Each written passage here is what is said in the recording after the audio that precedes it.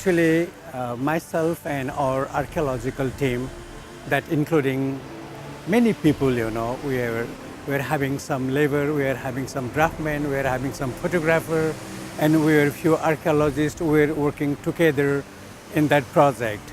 So fortunately, what happened that one day the other teams, they were working in another direction, and I was working in a particular area where we discovered that stone. So at the beginning, when we were digging it, we were unaware of what this stone is. So later on, we have many exercises, we did a lot of research on that stone, and we had even an international conference coming all these experts from the different part of the world, and they said that yes, this is one of the most important object you have discovered. So even they further said that this is one of the greatest discovery of 20th century, and it is the exact spot where Buddha came to the world. So the story, the mother of Buddha, while she was holding a branch of a tree, other ladies, they were covering her, and by standing position she gave birth to her child. So the local people of Lumbini, they heard that the queen has given a birth to a child. So immediately they brought that small piece of stone and they put in the spot where the child first stepped on the ground. So this spot is one of the most sacred spot for the Buddhist people for the whole world. Or you may say it is one of the most precious piece of land in this planet. So this is why now we say that this is the marker stone, this is the exact spot where Buddha was born.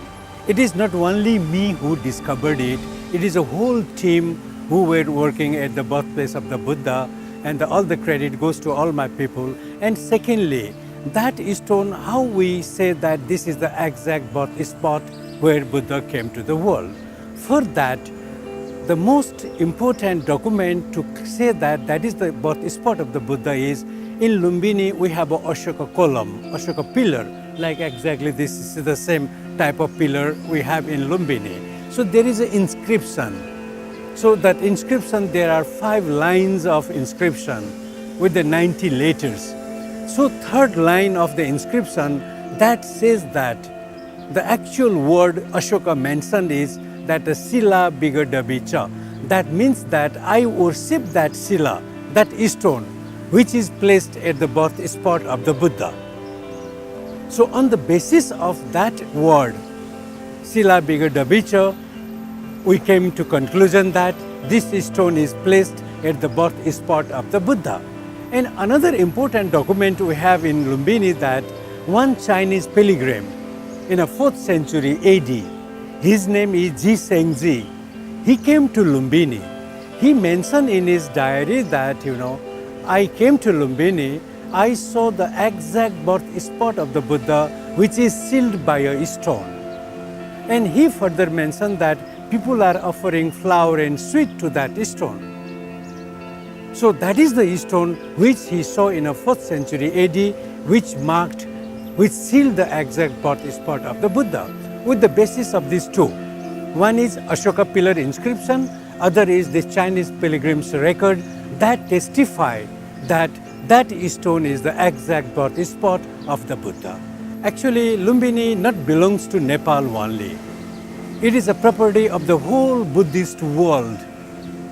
There are billions of Buddhists, they are living in this planet, and everybody, they have to have some sympathy, some cooperation for the development of Lumbini or the restoring the heritage of Lumbini. Especially the Thai pilgrims' contribution is a very, very high and very significant. Especially the Thai pilgrim, they have a special sentiment related with the birthplace of the Buddha. And whatever today we are seeing in the birth spot of the Buddha in and around, there is a big contribution from the Thai people and the Thai pilgrimage. I remember, one of your ex-minister, Kuning Sudarat, she was in Lumbini as a pilgrimage. And I got an opportunity to take her around the birthplace of Buddha. And this is where she showed her interest to develop Lumbini. And she asked me what type of development is needed at the birthplace of Buddha. So I requested her to make the food trail, some meditation places for the pilgrims, even the sacred pond from where I brought this water to clean the water. And not only that, restoring the heritage of Lumbini, like putting up, the baby Buddha in Lumbini. So all she's contribution, she got the support from the whole Buddhist, the people from Thailand. So all the Buddhist pilgrims and the people, they contributed for the sake of Lumbini. And whatever today in a sacred garden, you see that it is a contribution of the Thai people and the Thai pilgrims. So this is the greatest contribution for Lumbini, and not only for Lumbini, I request the Thai pilgrims and Thai people to restore the other places which are related with the life of the Buddha, like a Kapilavastu, where Siddhartha lived for 29 years. And there are other sites like Ramagrama. We have a huge stupa which contains the relics of the Buddha.